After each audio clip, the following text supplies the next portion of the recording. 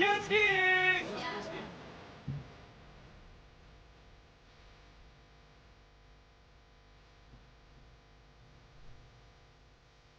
二拜高堂。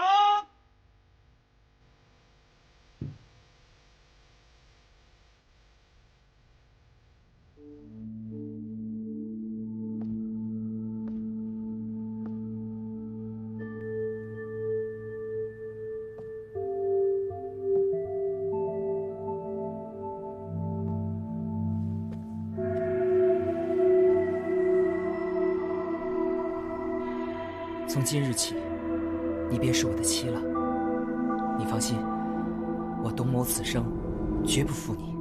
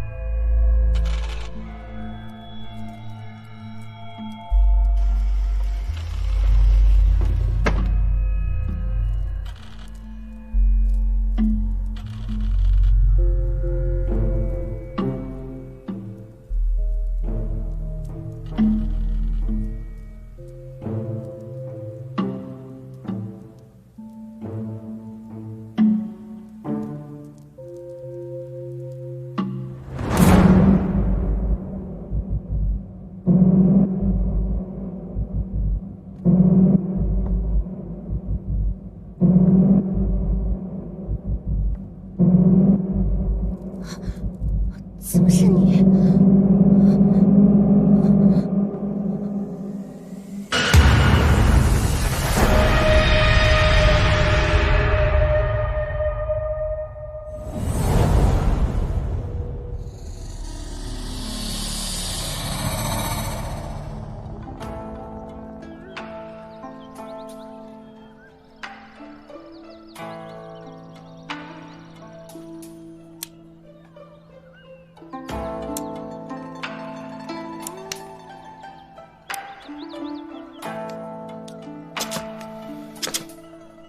这个月赚的这点小钱，我连首饰都买不起。四娘，你花容月貌的要这些东西多俗气啊！我就是一个俗气的人。我公孙四娘有今日，还不都是因为你白吃白喝白住害的？哎，咱把话说清楚了，今天樊社成这样是自己经营不善，这个锅我可不背。哎呀，这人比人真是气死人哦！你们说，人家董承一郎的儿子就能考上状元，而且昨天还迎娶了长安城最有名的大美人张家姑娘。我们呢，却要在这里算计着挣了几个钱呢，亏了几个钱呢，在这儿发愁。说白了，还是出身不一样啊。我们什么时候能出头呢？三炮啊，你们家少卿不管你啊！你说你不干活，在我这儿偷懒儿，怪不得没有出头之日，娶不着媳妇儿。四娘，这你就不懂。我们大理寺是靠世道吃饭，世道不安定有案子，我们就有钱赚；世道要安定了，我们就得去喝西北风。哟，饭来了呀，饭到了啊！不，老大，西城出了命案，你们俩赶紧跟我走。我去不了，四娘刚刚还骂我吃白饭呢。三炮，赶紧把双燕叫上。好。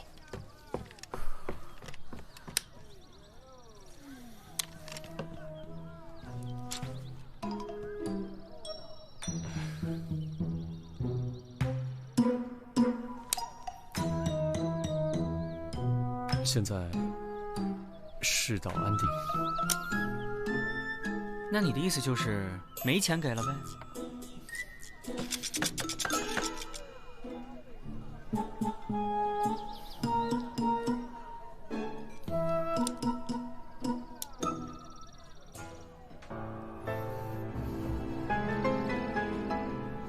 我娘给我留的，等我有钱我。给我带上。这可是李少卿他娘让他交给新娘子的。哎，顺利哦！谢谢李少卿。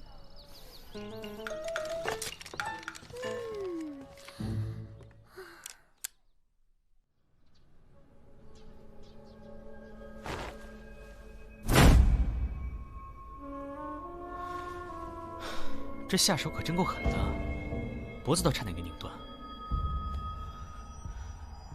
你就是新郎？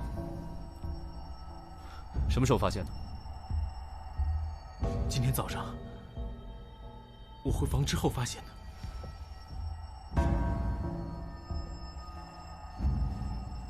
今天早上回房？那你昨晚干什么去了？昨日宴请司礼，不免多喝了几杯，不胜酒力，就在前厅睡着了。今早醒来，本想跟小倩赔罪，没想到她竟然……谁能证明你昨晚没回房？这父母早早睡下了，我送走宾客回到前厅，就睡着了。那就是说，没人能证明你昨天晚上没回房间，你可能就是杀人凶手了。血口喷人啊你！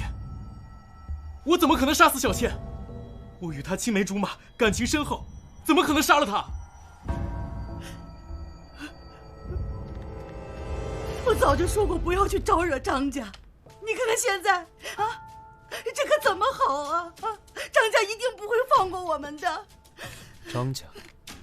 哪个张家？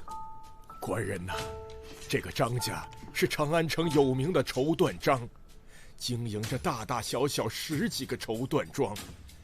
小犬和张家姑娘自幼相识，青梅竹马。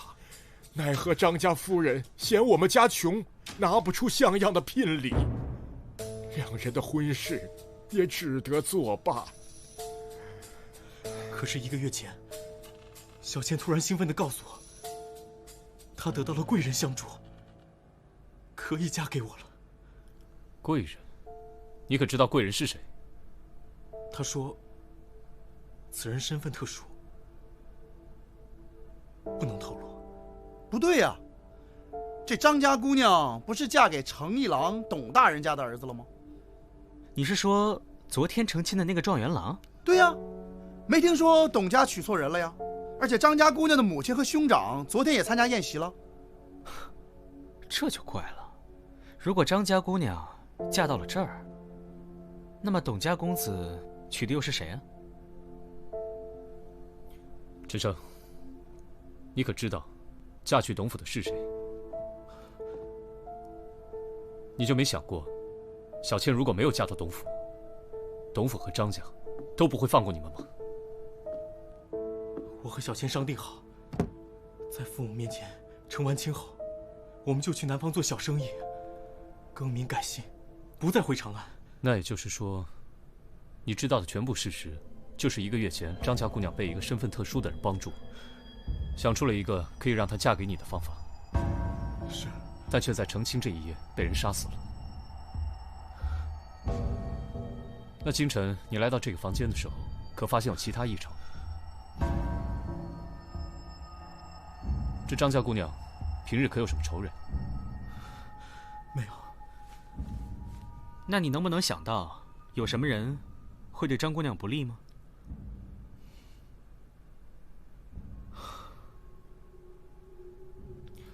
来人，把她带回大理寺收押。官人呐，官人饶命啊！官人，小儿冤枉啊！老人，您放心，只是审问，不是定罪，我们不会冤枉一个好人的。老人家，还劳烦您，这屋里的东西先别动，也许我们还有用。尸体呢？来晚了你，要我管？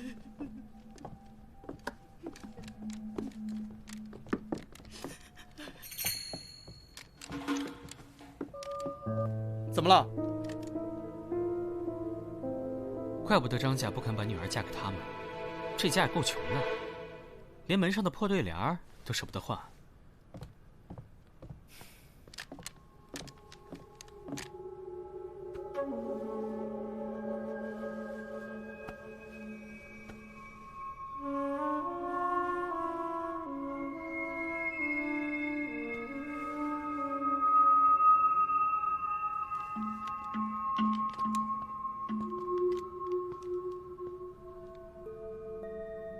我说，咱们不去查案，跑这儿来干嘛呀？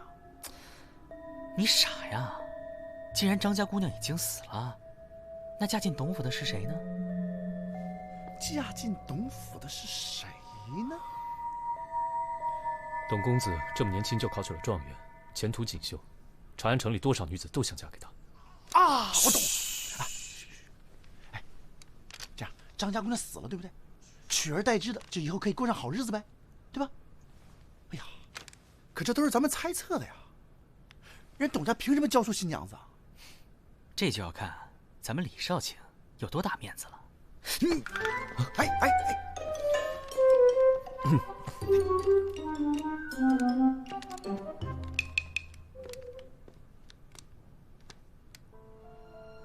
书生陈某一家作证，死者确系张家姑娘，案情诡谲，特来叨扰。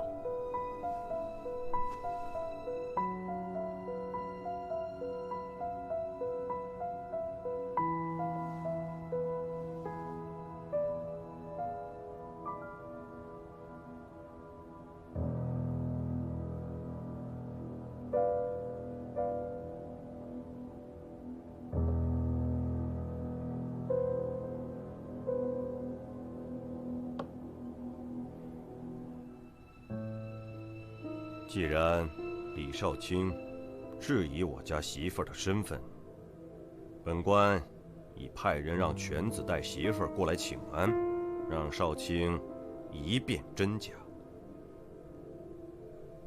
办案需要，失礼了。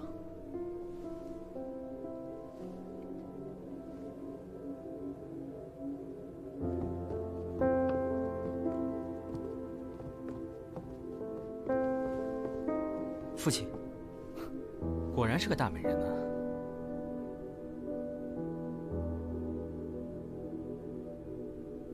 长山公主，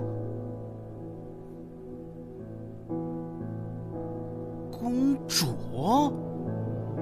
哪儿来的公主？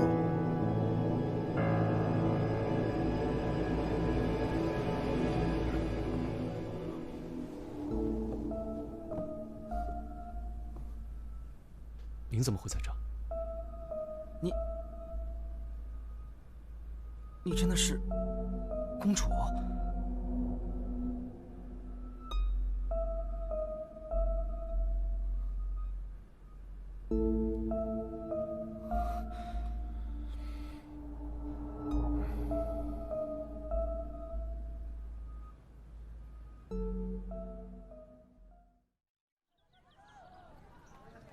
你说什么？公主？可不是嘛！要不是我老大发现，那董家还以为娶的是张家姑娘呢。所以说，这父母之命，媒妁之言，真是害死人呐！成亲前两方连面都没见过，成亲后连娶错了媳妇儿都不知道。这公主如果想结婚的话，直接去求陛下赐婚不就行了吗？为什么非要偷摸顶着张家姑娘的名儿去嫁人呢？这就得问李治了，他人呢？陪着董家父子进宫请罪去了。验完了，死亡时间大概是在昨夜的酉时到戌时之间。张家姑娘确实是被勒死的，而且反抗得很激烈，感觉手指甲都已经抠进凶犯的手里面了。哎呀，染得那么好看的指甲，真替她可惜啊！哎，我一直不懂你们女孩为什么非要染指甲呢？自自然然多好看。你懂什么？那张姑娘的指甲染的是少见的嫩粉色，听说只有宫里才能培育出那么粉嫩的凤仙花。这张姑娘又不是宫里的女人，她为何会有宫中的粉色凤仙花呢？这还用问？当然是公主给她的。哟，回来啦！陛下有没有封你的功啊？没治罪就不错了。你没问问陛下，公主为什么要顶着别人的名字嫁人呢？陛下本来有让公主去西域和亲的打算，但公主不从，陛下也就迟迟未下定论。公主应该是害怕夜长梦多，索性先下手为强，嫁给一个朝中的青年才俊。这个办法未必稳妥。如果陛下真要让她和亲，大可下旨让她改嫁，所以他才想要顶替张姑娘之名嫁进董府。要不是被李治发现的话，他现在还在董府做夫人呢。萨摩，有件事需要你帮我查一下。陛下为了安抚朝堂，就大度地赏了董府，算是补了公主的嫁妆。但是他也怀疑是公主杀人，对不对？除了新郎之外，最有嫌疑的就是公主了。但碍于皇家颜面，这事儿还得悄悄调查。如果真的查出来公主是凶手，那陛下打算怎么处置啊？其他我们管不了，我们只管查案。我们只管收钱。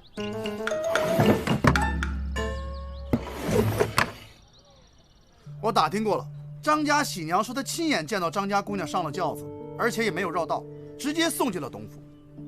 那就是说，在董府拜堂成亲的，是真的张家姑娘。那跟陈升拜堂的就是公主了。陈升家把新娘送入洞房的时间是酉时，董府是戌时，这么算来，公主就有了1个时辰的时间从陈升家跑出来，赶到董府，埋伏在董府的洞房里。这样张家姑娘只要一进门，就立刻把她掐死。把人杀死之后，只要再把张家姑娘的尸身送回去就可以了。董公子回洞房的时间是子时，这么算来，这中间的时间足够他1个来回了。这公主折腾这么一晚上，你们想想啊，这公主这么娇弱的身板，这一晚上这么折腾，不太现实吧？李家人是靠娇弱取得天下的吗？那我们现在就要去找公主杀人的证据。我记得双月说过，张家姑娘死的时候好一顿挣扎，连指甲都劈了。如果凶手真是公主的话，在公主身上一定会留下什么伤痕。那谁能看到这公主身上有没有疤呢？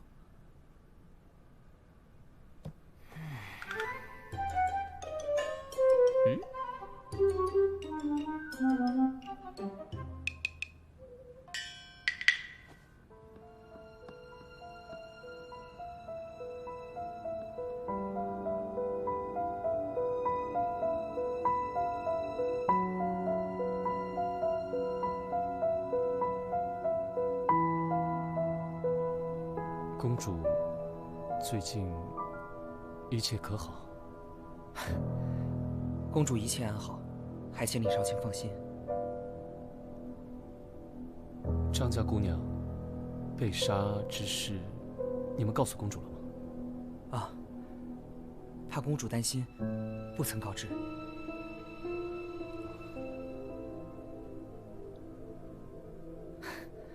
少卿有什么话，不妨直说。公主的手臂或者别的地方有什么疤痕或是伤？请少卿说话掌握分寸，莫失了规矩。是我鲁莽了。时候不早了，恐不便久留。那晚和你拜堂之人，你觉得她是公主吗？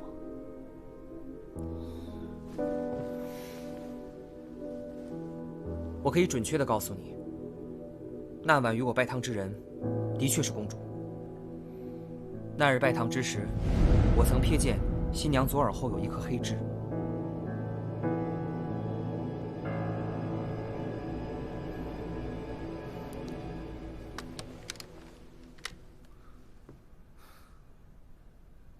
我明白了，失礼，告辞。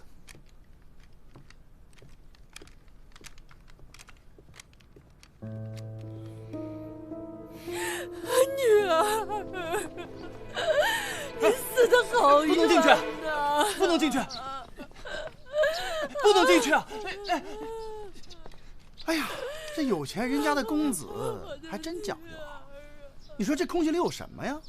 还这么挡着？你懂什么呀？多少人一到春天就容易花粉不服，人家这是保护自己。那也太娇气了吧！是啊，你以为人人都跟你似的，身体壮得像个野驴？真不经夸。老大，快出来了！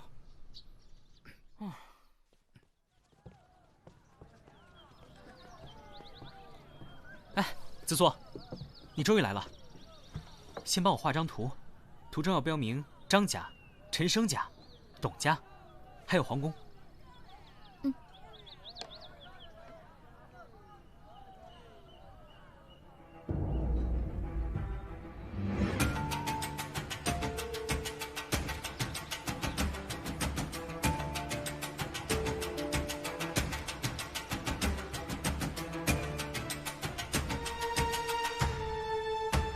好了。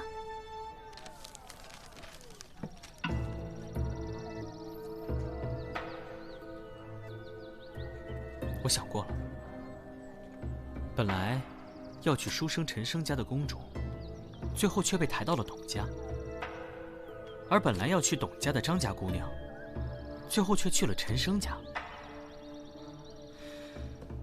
也就只有一种可能，公主跟张家姑娘在中途被人调了包。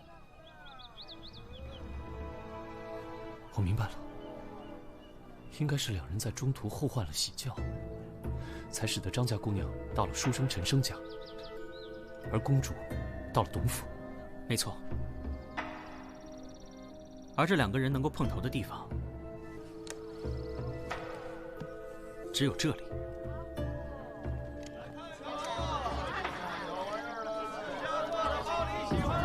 如果我们推测没错的话，这里就是他们调包的地方。现在关键的问题是，他们俩调包的方法。老大，老大，哎，我问过那个轿夫了，那天张家姑娘就在这儿，对，就在这儿，真的出了点意外。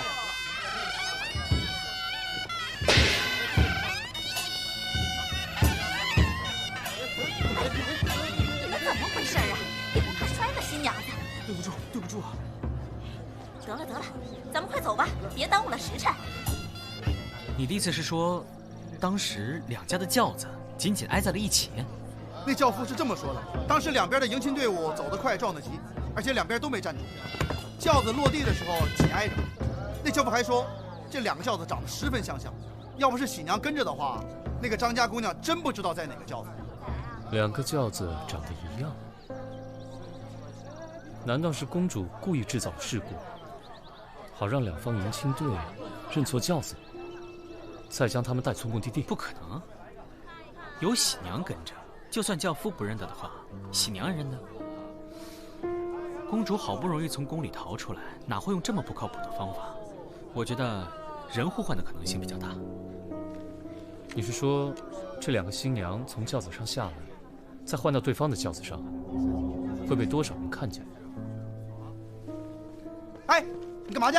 去看看成亲那天的轿子。走。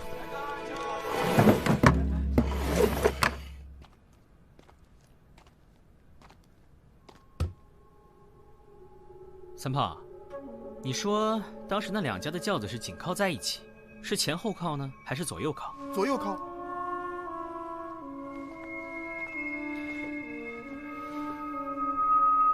哎，你俩愣着干嘛？抬我呀？啊？什么？赶紧的！开什么玩笑？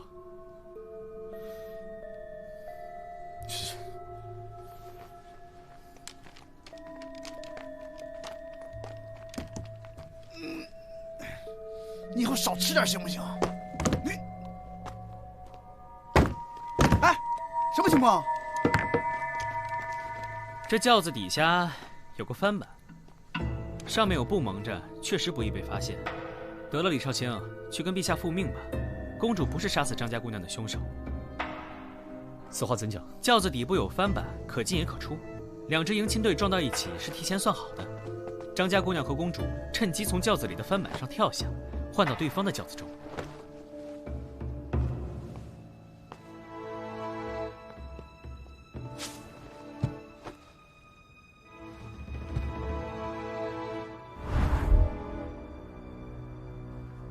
李少卿，你们果然在这里。董公子，你怎么知道我们在这儿？公主得知你们上门造访，就追着我问到底发生了什么。我就将张家姑娘被杀的事告诉了她。她说你们一定会来这里，所以让我来找你们。公主找我们有什么事？这我也不知道，还请各位移步府上，让公主亲自跟大家说吧，请。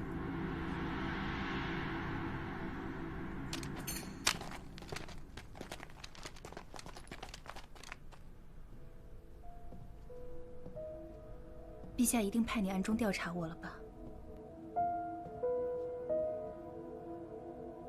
其实你无需替他隐瞒。一个用自己亲妹妹的终身幸福换取不动兵戈的人，还有什么做不出来？张家姑娘被人杀死，我虽不是凶手，却也难辞其咎。如果当初不是我找到她，要替她嫁入董府，她也不会有如此下场。可是能嫁给陈生，张家姑娘应该还是很高兴的吧？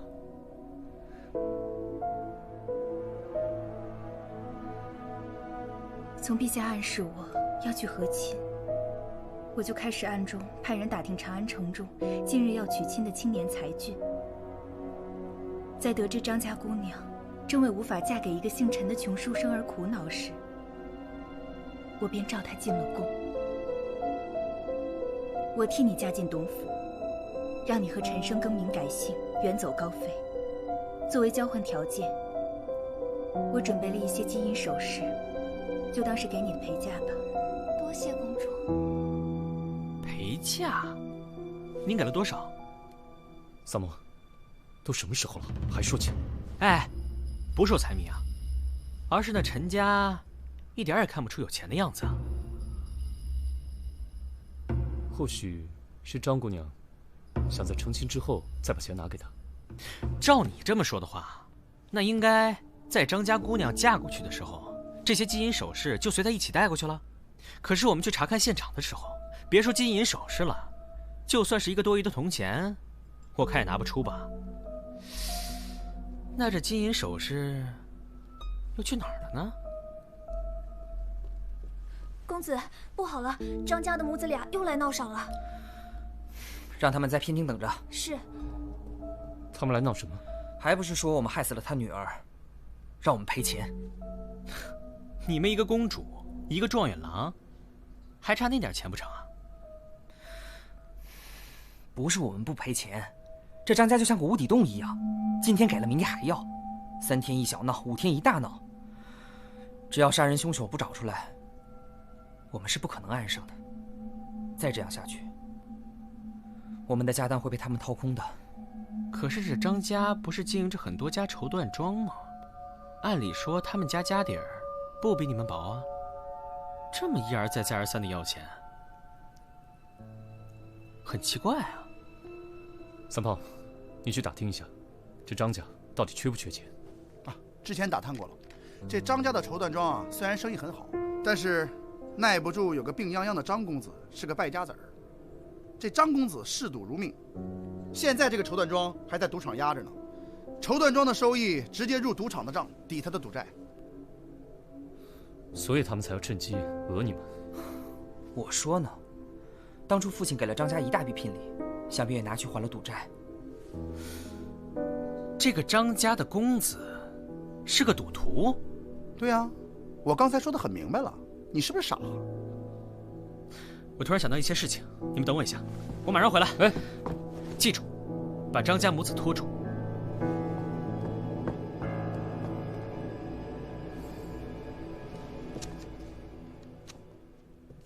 大娘，这副对联是什么时候挂上去的？去年挂的，不过成亲那日，生儿为了显得新鲜，还在上面重新描了一遍字呢。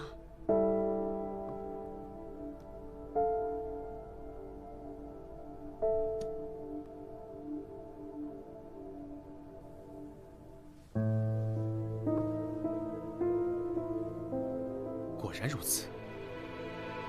董公子，你们这是什么意思啊？让我们等这么久，一个字儿都没拿出来。我可把丑话说在前头，今天要不拿出钱来，我们孤儿寡母啊是不会走的。张夫人，恐怕你从今往后都不能再从董府拿到1分钱了。你是什么人？我是什么人不重要，重要的是，我知道是什么人杀死了您的女儿。什么？是谁？谁杀了我女儿？你快告诉我！这个凶手不是别人，正是您抵押了全部绸缎庄，把女儿嫁出去谋取高额聘礼，还上了他全部赌债的张公子，您的亲儿子。你胡说什么？子熙怎么可能杀他妹妹呢？是啊，什么人才会丧心病狂地杀死自己的亲妹妹呢？或许是发现妹妹私藏了另外一大笔钱，所以才动了邪念，起了杀心呢。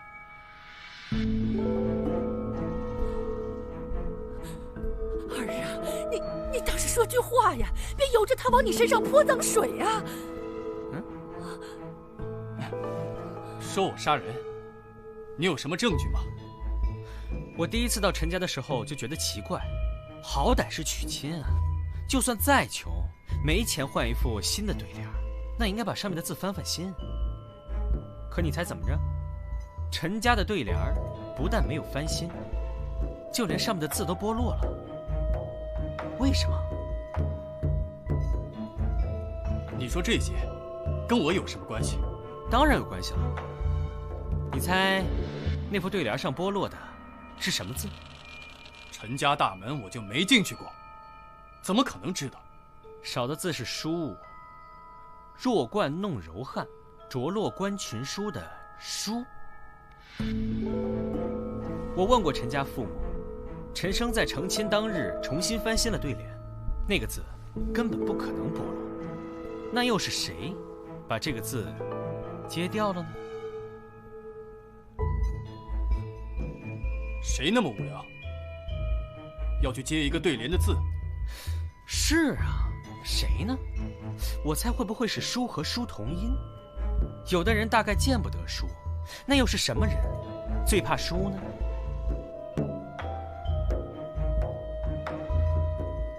赌徒最怕输喽。没错。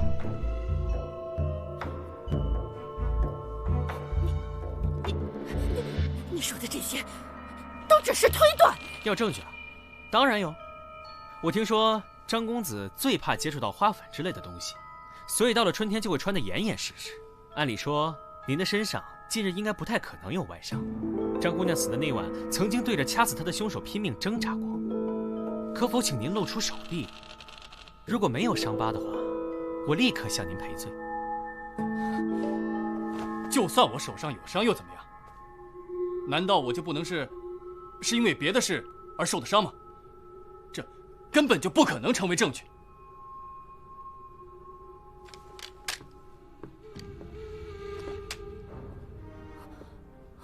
哎，你放开我！得罪了你。这是我喝茶时不小心打翻杯子，烫伤而已。张公子真爱说笑。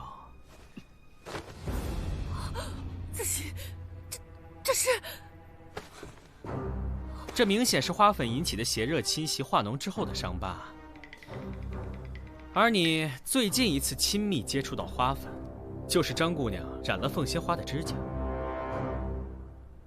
我去赌场打听过了，您在张姑娘成亲那日刚还了一笔赌债，而那天绸缎庄既无记账，你也尚未从董府讨到张姑娘的丧葬费。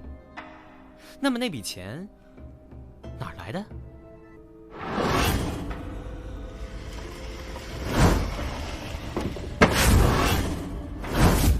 这根本就不能怪我，都怪他自己，一心只想跟着那个窝囊废远走高飞。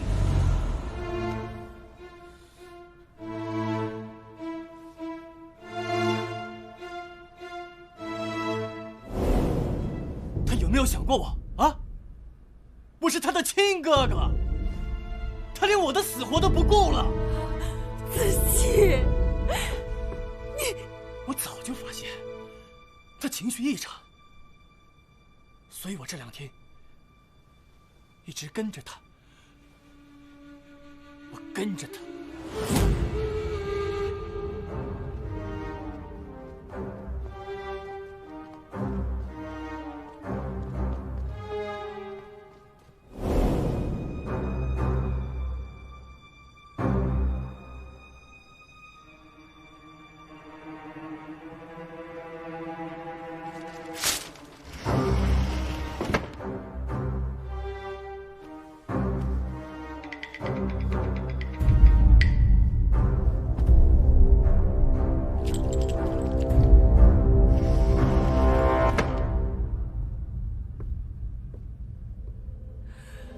子熙，她可是你的亲妹妹啊！亲妹妹，不顾她的幸福，也不顾她的感受，把她当物件卖出去。你又什么时候把她当成自己的亲生女儿了？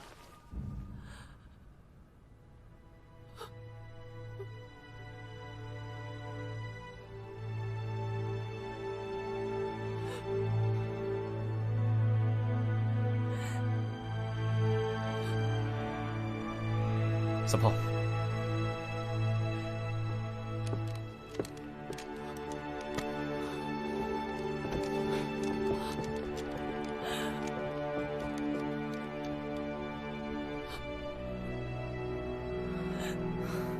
竟然有人为了区区小财，残害自己的手足。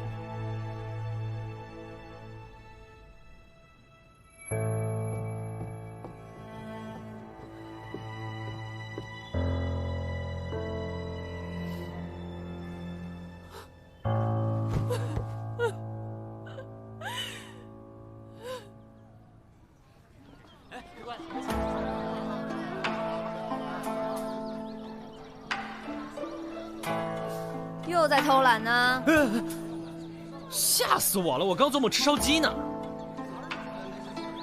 又想躲着不干活啊？我说四娘，我刚眯一会儿就被你骂，我都不想干了，怎么了？啊，给你干活你又发不出工钱来，我何必苦着自己呢？翅膀硬了啊！那我告诉你，你在这儿待一天，我就得用你一天。有种你走啊！想走那天自然会走的。怂了是吧？少给我在这儿装蒜！地擦了，碗洗了。地擦了，碗洗了，擦地洗碗，我还不如要饭去呢。我听说东边新开了个赌房，是吗？前天老王狠赚了一笔。行也好，省点吧。走，赶紧去看看，咱们去吃东西哪值这么多钱？要不这样，我拿2个。哎，张霞，抓住他！抓住他！